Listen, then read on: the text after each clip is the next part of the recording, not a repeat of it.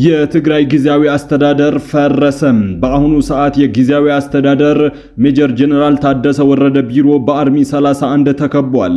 ዘመነ ካሴ መቀሌ የከተመ ሲሆን ሁለተኛው ጦርነት አህዱ ተብሎ ተጀምሯል። ዝርዝሩ በቆይታችን ይቀርባል። የፋኖ ታጣቂ ኃይል ከፍተኛ አዋጊ በጥምር ጦሩ ልዩ ኦፕሬሽን ተገድሏል። ልዩ መረጃ ከባህር ዳር ደርሶናል፣ በቆይታችን ይቀርባል።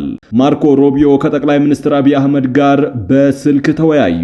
ክቡራትና ክቡራን የጥበብ ሚዲያ ቤተሰቦች በዛሬው ቆይታችን እነዚህንና ሌሎችንም ሀገር አቀፍና ዓለም አቀፍ መረጃዎችን በዝርዝር ወደ እናንተ የምናቀርብ ይሆናል። ጥበብ ሚዲያ ጋዜጠኞች የተመሰረተ ሚዛናዊና ተአማኒ መረጃዎችን በየዕለቱ የሚያደርሳችሁ ገለልተኛ የሚዲያ ተቋም ነው። ለቤቱ አዲስ የሆናችሁ ሰብስክራይብ በማድረግ የደወል ምልክቷን በማብራት የቤቱ አባል ትሆኑ ዘንድ በታላቅ ትህትና እንጋብዛለን። በቅድሚያም የዕለቱን የቢዝነስ ዘገባዎችን አስቀድመን ወደ ዝርዝር ዘገባዎቹ የምናልፍ ይሆናል። ጥበብ ሚዲያ የሕዝብ ድምጽ ነው። ዛሬ በኢትዮጵያ ንግድ ባንክ አንድ የአሜሪካን ዶላር 151 ብር ከ3 ሳንቲም ተገዝቶ 154 ብር ከ3 ሳንቲም ይሸጣል። ፓውንድ ስተርሊንግ 196 ብር ከ6 ሳንቲም የተገዛ 200 ብር ከ5 ሳንቲም ይሸጣል። የሳውዲ ሪያል 40 ብር ከ3 ሳንቲም ተገዝቶ 41 ብር ከ1 ሳንቲም እየተሸጠ ሲሆን አንድ የተባበሩት አረብ ኤምሬቶች ድርሃም 41 ብር ከ1 ሳንቲም ተገዝቶ 42 ብር ይሸጣል። የቻይና ዩዋን 20 ብር ከ9 ሳንቲም ተገዝቶ 21 ብር ከ4 ሳንቲም የተሸጠ ሲሆን የኩዌት ዲናር 483 ብር ከ8 ሳንቲም ተገዝቶ 493 ብር ከ4 ሳንቲም ይሸጣል። የስዊዝ ፍራንክ 184 ብር ከ8 ሳንቲም ተገዝቶ 188 ብር ከ5 ሳንቲም የተሸጠ ሲሆን አንድ የአውሮፓ ዩሮ 175 ብር ከ5 ሳንቲም ተገዝቶ 179 ብር ይሸጣል። እንዲሁም በእያንዳንዱ የውጭ ምንዛሬ ላይ 10 ብር ተጨማሪ ጉርሻ ይደረግበታል። ኢትዮጵያና ቻይና የሳይበር ደህንነት ትብብራቸውን ለማጠናከር ተወያዩ። የኢትዮጵያ ኢንፎርሜሽን መረብ ደህንነት አስተዳደር ኢንሳ ከቻይና ብሔራዊ የዳታ አስተዳደር ጋር በሳይበር ደህንነትና በዲጂታል አስተዳደር በዳታ አያያዝ ዙሪያ ትብብርን ለማስፋት ያለመ ውይይት ማድረጋቸውን አሳውቀዋል። የኢንሳ ዋና ዳይሬክተር ትዕግስት ሐሚድ ከቻይና ብሔራዊ ዳታ አስተዳደር ዳይሬክተር ሊዊ ሉሃንግ ጋር ያደረጉት ውይይት በሳይበር ደህንነት፣ በዲጂታላይዜሽን እና በብሔራዊ ዳታ ስርዓቶች ዙሪያ በሁለቱ ሀገራት መካከል ያለውን ትብብር የበለጠ ያጠናክራል ተብሏል። ትዕግስት ኢትዮጵያ የዲጂታል 2025 ስትራቴጂዋን አጠናቃም የዲጂታል 2030 ስትራቴጂ ተግባራዊ ያደረገች መሆኑን በመግለጽ በዚህ ስትራቴጂ ውስጥ የሳይበር ደህንነት ቁልፍ ጉዳይ መሆኑን ጠቅሰዋል። የኢትዮጵያን የሳይበር ደህንነት ሉዓላዊነት ለማረጋገጥ ከቻይና ጋር በተለያዩ ዘርፎች በቅንጅት እንሰራለን ብሏል። የቻይና ብሔራዊ ዳታ አስተዳደር ዳይሬክተር ሊዊ ሉሃንግ በበኩላቸው ባደረጉት ጉብኝት ኢትዮጵያ በሳይበር ደህንነት ዙሪያ ጠንካራ ስራዎችን እየሰራች እንደሆነ መመልከታቸውን ገልጸዋል። በተለይም የኢንፎርሜሽን መረብ ደህንነት አስተዳደር በሳይበር ደህንነት ዘርፍ ብቁ የሰው ኃይል በማፍራት ረገድ በታዳጊዎች ላይ እየሰራ ያለውን የታለንት ልማት ስራ እንዲሁም ሀገር በቀል ሳይበር ደህንነት ቴክኖሎጂዎችን በራስ አቅም በማልማት በኩል አስደናቂ ስራዎችን እየሰራ ነው ብለዋል። ይህ የተቋሙም ሆነ የሀገሪቱን የዲጂታላይዜሽን እና የሳይበር ደህንነት ስትራቴጂ ከመደገፍ አኳያም የቻይና መንግስት ቁርጠኛ መሆኑን ገልጸዋል። በሊ ሉሃንግ የተመራው ከፍተኛ ልዑክ በኢንፎርሜሽን መረብ ደህንነት አስተዳደር በመገኘት ከአስተዳደሩ ከፍተኛ ባለስልጣናት ጋር መምከራቸውንና ተቋሙን መጎብኘታቸው ተገልጿል። የአሜሪካ የውጭ ጉዳይ ሚኒስቴር ማርኮ ሮቢዮ ከኢትዮጵያ ጠቅላይ ሚኒስትር አብይ አህመድ ጋር በስልክ ውይይት ማድረጋቸውን የአሜሪካ የውጭ ጉዳይ መስሪያ ቤት አሳወቀ። የአሜሪካ የውጭ ጉዳይ መስሪያ ቤት ዋና ምክትል ቃል አቀባይ ቶሚ ፒቶንግ ማምሻውን እንደገለጹት የሁለቱ ባለስልጣናት ውይይት ትኩረት ያደረገው በቀጠናዊ መረጋጋትና በአፍሪካ ቀንድ ሰላምን ለመገንባት በሚያስችሉ ጉዳዮች ላይ ነው።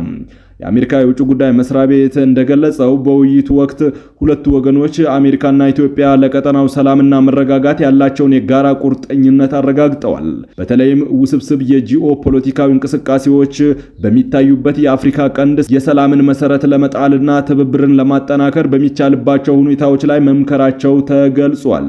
ይህ የስልክ ውይይት ከሰሞኑ ኢትዮጵያን ከጎበኙት የዩናይትድ ስቴትስ የአፍሪካ እዝ አዛዥ ጀነራል ዳግቪን አሬም አንደርሰን ጋር ተያይዞም በአዲሱ የአሜሪካ አስተዳደርና በኢትዮጵያ መንግስት መካከል ያለውን የዲፕሎማሲ ግንኙነት ይበልጥ ለማጠናከርና በጋራ ጉዳዮች ላይ ተቀራርቦ ለመስራት ያለመ መሆኑን ከተለቀቀው መግለጫ ለመረዳት ተችሏል። ጫካ ገብተው ከመንግስት ጋር ሲዋጉ የነበሩ የፋኖ ታጣቂ ኃይል አባላት የመንግስትን የሰላም ጥሪ ተቀብለው እጅ መስጠታቸው ተዘገበ። በሰሜን ጎንደር ዞን የአማራ ህዝብን ጥያቄ ማስመለስ በሚል ሽፋን በጫካ የነበሩ ታጣቂዎች ከነትጥቃቸው የሰላምን አማራጭ ተቀብለው እጅ መስጠታቸውን የወረዳው አስተዳደር አሳውቋል። በዕለቱ አቀባበል ያደረጉላቸው የደባርቅ ከተማ ሰላምና ደህንነት ጽሕፈት ቤት ኃላፊ ተስፋዬ መሰለም በተመሳሳይ አውቀውም ሆነ ሳያውቁ ወደ ጫካ የገቡ ወጣቶች የመንግስትን የሰላም ጥሪ ተቀብለው እንዲገቡ ጥሪ ማቅረባቸውን የዘገበው የወረዳው የመንግስት ኮሚኒኬሽን ጽሕፈት ቤት ነው። በክልሉ እየተደረገ በሚገኘው አውዳሚ ጦርነት ተፋላሚ ኃይሎች መንግስትና የፋኖ ታጣቂ ኃይል ጠላት ብለው በፈረጁት ኃይል ላይ ድል መቀዳጀታቸውን በመግለጽ የጠላት ኃይል አባላት የግልና የቡድን መሳሪያቸውን ይዘው እጃቸውን እንደሰጧቸው በተደጋጋሚ ይገልጻሉ። ይሁን እንጂ እጅ ሰጠ የሚባለው ኃይል ቁጥር ከፍተኛ ቢሆንም በክልሉ እየተደረገ የሚገኘው ጦርነት የተባባሰ እንጂ እየረገበ አልሄደም። በተያያዘ ዜና ፍቃዱ አዘነ የተባለ በፋኖ ታጣቂ ኃይል አጼ ዳዊት ክፍለ ጦር ልዩ ዘመቻ ቀኝ ሻለቃ ስር ዘመቻ መሪ በጥምር ጦሩ ህዳር 23 ቀን 2018 በከላላ ወረዳ ደጋር ቀጠና ደንጎ ተራራ አካባቢ በተካሄደ ኦፕሬሽን መገደሉን ከስፍራው የደረሰን መረጃ ያመለክታል። የትግራይ ዓለም አቀፍ ምሁራን ባለሙያዎች ማህበር በስማችን የውሸትና ህገወጥ መግለጫ ወጥቷል አለ። ዓለም አቀፉ የትግራይ ምሁራንና ባለሙያዎች ማህበር ባወጣው መግለጫ የዳይሬክተሮች ቦርድ አባላት ነን የሚሉ ነገር ግን ስምና አድራሻቸውን ያልጠቀሱ ግለሰቦች በማህበሩ ስም ህገወጥ መግለጫዎችን ማውጣታቸውን ገልጿል። እነዚህ ግለሰቦች ያወጡት መግለጫ የውሸት አሳሳችና ከእውቅናችን ውጪ ነው ያለው ማህበሩም ጨምሮም የተሳሳተ መግለጫ ያሰራጩትን ሰዎች ማንነትና ዓላማ በተመለከተ በውስጥ በሚደረግ ምርመራ በቅርቡ ይፋ እንደሚሆን አሳውቋል።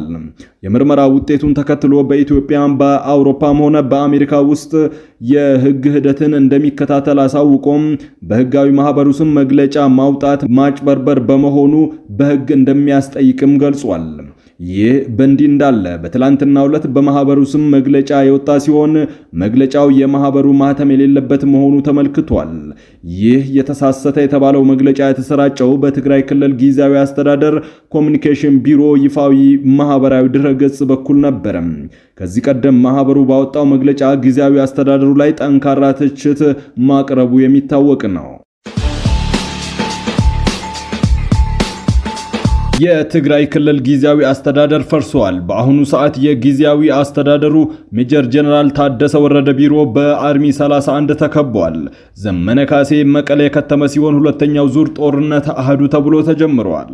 ዝርዝሩ እንደሚከተለው ይቀርባል። ትግራይ ክልል ውስጥ አደገኛ የጦርነት ጥላ አጥልቷል። ሁሉም ሰላማዊ አካሄዶች ያበቃላቸው ይመስላል። የህወሓት ኃይል የመጨረሻውን ጥይት ተኩሷል። የሰሞኑን ሁኔታ ከማንሳታችን በፊት ጥቂት ደቂቃዎችን ወደ ኋላ መለስ አድርገን እናስቃኛችሁ። የጠቅላይ ሚኒስትር አብይ አህመድ አስተዳደር በህወሓት የበላይነት ይመራ የነበረውን የኢህአዴግ መንግስትን በውስጥ ትግልና በህዝባዊ አመጽ ገርስሶ መንበረ ስልጣኑን ከተቆናጠጠበት ጊዜ አንስቶ ከአዲስ አበባ ወደ መቀሌ በመሄድ ከፌዴራሉ መንግስት ጸብ ውስጥ የገቡት ህወሓቶችና የፌዴራሉ መንግስት በዛሬዋ ሰዓትና ዕለት ላይ ነበሩ። በዛ በሚሊዮኖች የሚቆጠር ህዝብ የነደደበት የሰደድ እሳት ከመቀስቀሱ በፊት ተመሳሳይ የፖለቲካ አካሄዶች ነበሩ። እጅግ ግሎ ቤንዚል ተነስንሶበት የነበረው ነባራዊ ሁኔታ ጥቅምት 24 ቀን 2012 ዓ.ም ክብሪት ተጫረበት። ማንጫራው የሚለው እስካሁን ድረስ ያልተፈታ እንቆቅልሽ ቢሆንም ዋና ሰደድ እሳቱ በሚሊዮኖች የሚቆጠሩ ሰዎችን መብላቱ ነው። አንድም አቃጥሎ ወይም ለብልቦ። በጊዜው ለጦርነቱ መነሻ የተባሉት ምክንያቶች ዛሬም ዳግም በሂደት ላይ ናቸው። ከበጀት ጋር ተያይዞ ክልሉ እየተናወጠ ሲሆን የተለያዩ አገልግሎቶችም እየተቋረጡ ይገኛሉ። በዚህ የሚቀጥል ከሆነ ሁሉም መንግስታዊ አገልግሎቶች በጥቂት ቀናት ውስጥ ሊቋረጡ ይችላሉ። በዚህም ከፌዴራሉ መንግስት ጋር የነበረውን አለመግባባት በመቅረፍ በክልሉ ሰላም ያሰፍናል፣ ክልሉን በህዝብ ለተመረጠ መንግስት ያስተላልፋል ተብሎ ተስፋ የተጣለበት ጊዜያዊ አስተዳደር ይበተናል ማለት ነው። ተንታኞች አስተዳደሩ አሁንም መበተኑን ገልጸው የቀረው የይስሙላ እንደሆነ ይናገራሉ። ለመጀመሪያው ጦርነት ዋነኛው መንስኤ ፖለቲካው እንዳለ ሆኖ ተመሳሳይ ኢኮኖሚያዊ ውጥረቶች እንደነበሩ የሚነገር ነው። በጊዜው የፌዴራሉ መንግስት የሀገሪቱን መገበያ ገንዘብ መቀየሩ ለክፉም ለደጉም ህወሓት ያስቀመጠውን ገንዘብ ከጥቅም ውጪ ያደረገበት ሲሆን ከፌዴራሉ መንግስት ይላክ የነበረው በጀትም ተመሳሳይ በሆነ ሁኔታ መቋረጡ በጊዜው የነበረውን አስተዳደር እንዳፈረሰው ይነገራል። ይህ የኢኮኖሚ ጦርነት በፌዴራሉ መንግስት አሸናፊነት በመጠናቀቁ ህወሓት ጦርነትን የመጨረሻ መፍትሄ አድርጎ እንደወሰደው ነው የዘርፉ ተንታኞች የሚናገሩት። ምናልባትም የ2012ቱን አደገኛ ፍጥጫም ወደ መጨረሻው ፊሽካ ያደረሰው ምርጫም በ2012 ይደገማል ተብሎ ይጠበቃል። ምናልባትም ጡዘቱ ወደ ጦርነት ሳያመራ በተአምር እስከ ምርጫው ከዘለቀ ህወሓት ምናልባትም በ2018 ምርጫ ለመሳተፍ እንቅስቃሴ ያደርግ ይሆናል። ያኔ የፌዴራሉ መንግስት በኮቪድ-19 ምክንያት ምርጫውን ሲያራዝም ያለ ፌዴራሉ መንግስት ዕውቅና ምርጫ ማድረጉ የመጨረሻው መጨረሻ ነበር።